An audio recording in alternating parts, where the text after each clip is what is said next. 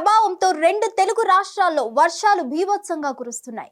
అనేక చోట్ల వాగులు, వంకలు, చెరువులు పొంగి పొర్లుతున్నాయి.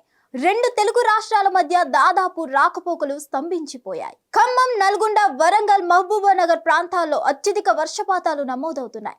హైదరాబాద్ నుంచి ఆంధ్రాకు చేరుకోవడానికి దాదాపు రాకపోకలన్నీ కట్టయ్యాయి.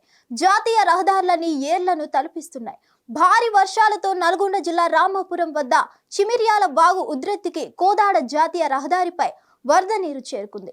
కోదాడలో ఎక్కడ చూసినా మోకాల్లోతు నీళ్లు చేరి ఇళ్లలోకి సైతం వరద నీరు చేరుకోవడంతో ప్రజలను సురక్షిత ప్రాంతాలకు తరలిస్తున్నారు అధికారులు. దీంతో విజయవాడకు వెళ్లే ప్రధాన రహదారి కోదాడ కావడంతో రెండు వైపుల నుంచి వచ్చే వాహనాలను నిలిపివేశారు. పాలేరు బ్రిడ్జ్ తెగిపోయి సూర్యాపేట చుట్టుపక్కల ప్రాంతాలకు వరద నీరు పోటెత్తింది. దీంతో ఆంధ్ర సరిహద్దులు, తెలంగాణ సరిహద్దులకు లింక్ తెగిపోయినట్లయింది. నిత్యం వేలాదిగా ప్రయాణిస్తుంటారు ఈ మార్గంలో. ఆంధ్ర ప్రాంతాలకు చేరుకోవాలంటే నల్గొండ, సూర్యాపేట, కోదాడలే మార్గం. ఇప్పుడు ఆ మార్గాలన్నీ జల దిగ్భ్రాంతంతో చిక్కుకుపోవడంతో అధికారులు అప్రమత్తమయ్యారు. ముందు జాగ్రత్త చర్యగా ఈ మార్గంలోని బస్సులను, పలు రైళ్లను రద్దు చేశారు. ఆంధ్ర ప్రాంతానికి వెళ్లేవారు తన పనులను వాయిదా వేసుకోవాలని సూచిస్తున్నారు. అటు ఉమ్మడి వరంగల్ జిల్లా వ్యాప్తంగా శనివారం నుంచే భారీ వర్షం నమోదవుతుంది.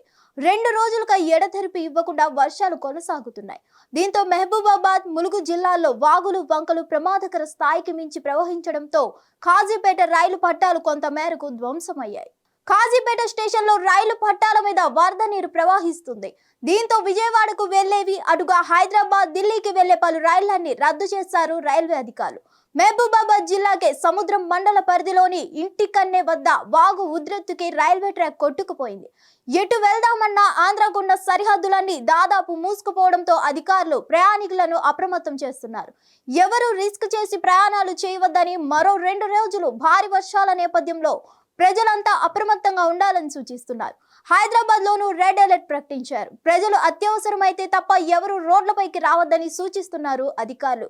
ముందు జాగ్రత్త చర్యల్లో భాగంగా పూర్తిగా ప్రభుత్వ, ప్రైవేట్ విద్యా సంస్థలకు సెలవు ప్రకటించారు.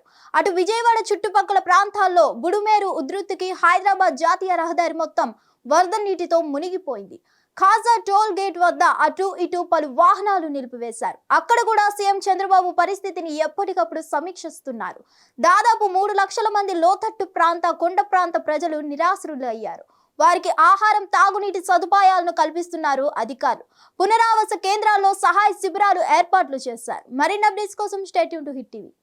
హిట్ టీవీ యాప్ ని డౌన్లోడ్ చేసుకోండి. ఇందులో short news, live news, entertainment movies అన్ని అవైలబుల్ గా ఉన్నాయి. Please download Hit TV app. Hit TV app. Hit TV యాప్ని ఫ్రీగా డౌన్లోడ్ చేసుకోండి.